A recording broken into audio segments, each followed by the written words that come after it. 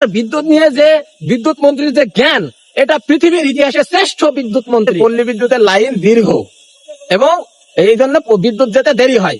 বিদ্যুৎ কি বাসে চড়ে যায় না রিক্সায় চড়ে যায়? এই যে এসি তো বিদ্যুতে চলে না, এসি মনে হয় পানিতে বা বাতাসে চলে। জনগণের সাথে যে তামাশা ঠাট্টা করা হচ্ছে, এটা খুবই হতাশাজনক। জনগণ এর জবাব দিবে।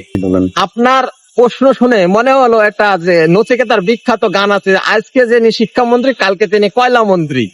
এবং আমরা দেখছি যে গত সরকারের ফ্যাসিবাদের আমলে সাবেক তৎকালীন স্বরাষ্ট্রমন্ত্রী মহিউদ্দিন খান আলমগীর বলেছিলেন যে ধাক্কা দিয়ে বিএনপি জামাতের নেতৃবৃন্দ ওই রানা প্লাজা ভেঙে ফেলেছে, মানে ধাক্কা দিয়ে। এবং তিনি বলছেন যে পল্লী বিদ্যুতের লাইন দীর্ঘ এবং এই জন্য বিদ্যুৎ যেতে দেরি হয়। বিদ্যুৎ কি বাসে চড়ে যায় না রিক্সায় চড়ে যায়? এই যে তিনি, আমরা খোঁজ নিয়ে জানলাম তিনি ঢাকা বিশ্ববিদ্যালয়ে সমাজ বিজ্ঞানের স্নাতক অর্জন করেছেন এবং স্নাতকোত্তর ডিগ্রি অর্জন করেছেন। তিনি একজন সম্মানী পরিবারের সন্তান। তার পিতাও তদানীন্তন পাকিস্তান আমলে বিদ্যুতের বিভাগের দায়িত্ব ছিলেন। তিনি একজন স্বনামধন্য পরিবারের সন্তান হিসাবে তিনি যে বক্তব্য দিয়েছেন, আমার মনে হয় যে আলেকজান্ডার ভোল্টা, নিকোলা টেসলা, যে আলফ্রেড, যে এইসব বিজ্ঞানী আছে যারা বিদ্যুৎ আবিষ্কার করেছেন, তাদেরকেও এই ছাড়িয়ে গিয়েছে।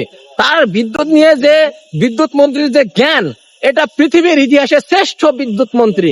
তার যে বিদ্যুৎ যে দ্রুত বাড়লে বিদ্যুতের মানে গতি কমে, এটা আমরা তার কাছ থেকে জানলাম। এটা খুবই আমরা উপকৃত হয়েছি। এবং সেই সাথে বলতে চাই যে তিনি বলছেন যে অটোরিকশার কারণে বিদ্যুতের পরিমাণ ঘাটতি। তাহলে এই যে গুলশান বাড়িধারা, এই প্রত্যেকটা বাড়িতে হাজার হাজার এসি এবং সচিবালয়ে এসি আছে, এবং তিনি তার বাড়িতেও আমার মনে হয় এসি আছে। এসি তো বিদ্যুতে চলে না, এসি মনে হয় পানিতে বা বাতাসে চলে। এবং তিনি 2001 থেকে 2006 সাল পর্যন্ত বাংলাদেশের গণতন্ত্রের অহংকার প্রয়াত প্রধানমন্ত্রী বেগম খালেদা জিয়ার আমলে তিনি বিদ্যুৎ প্রতিমন্ত্রীর দায়িত্বে ছিলেন। সেই সময় অনেক জাতীয় পত্রিকায় তার ব্যাপারে প্রতিবেদন আমরা দেখি, সেগুলো গুগলে আর্কাইভে আছে, আপনারাও জানেন। এখন তাকে যে বেগম খালেদা জিয়া তাকে কি করেছিলেন, বরখাস্ত করেছিলেন, বাদ দিয়েছিলেন, বহিষ্কার করেছিলেন। এই হচ্ছে তার সফলতা।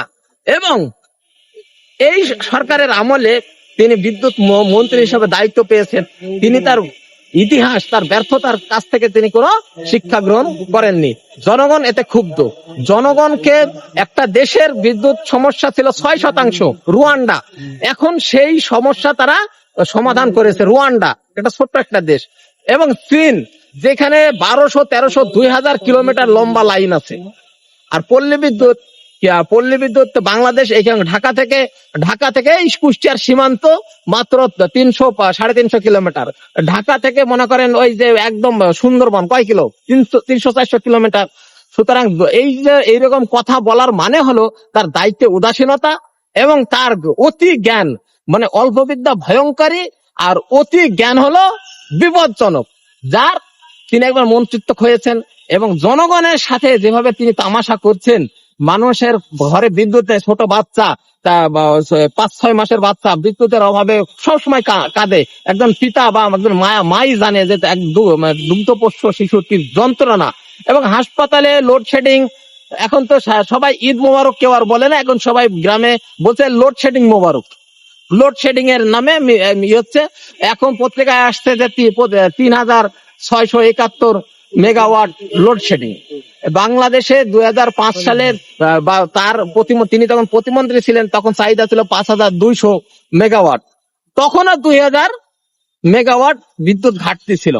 এই যে বিদ্যুৎ ঘাটতির কারণে আশুগঞ্জ সার কারখানা বন্ধ হয়ে যাচ্ছে, প্রতি মাসে 135 কোটি টাকা লোকসান। এবং কৃষক ক্ষতিগ্রস্ত হচ্ছে। এবং সারের জন্য আপনি লালমনিরহাট, গাইবান্ধা সব জায়গায় আন্দোলন চলছে। এই যে জনগণকে ভোগান্তির মধ্যে ফেলছেন, দুর্ভোগ নিরসনে, সমস্যা সংকট নিরসনে কি করণীয়, সেই করণীয় উদ্ঘাটন না করে কেউ, ইতিপূর্বে আমরা শুনেছিলাম যে কুমড়ো দিয়ে বেগুনি বানানো যায়, এর কাঁঠালের বার্গার হয়, এখন শুনছি বিদ্যুৎ নাকি এই অবস্থা। তাহলে এই যে মানুষের, জনগণের সাথে যে তামাশা ঠাট্টা করা হচ্ছে, এটা খুবই হতাশাজনক। জনগণ এর জবাব দিবে।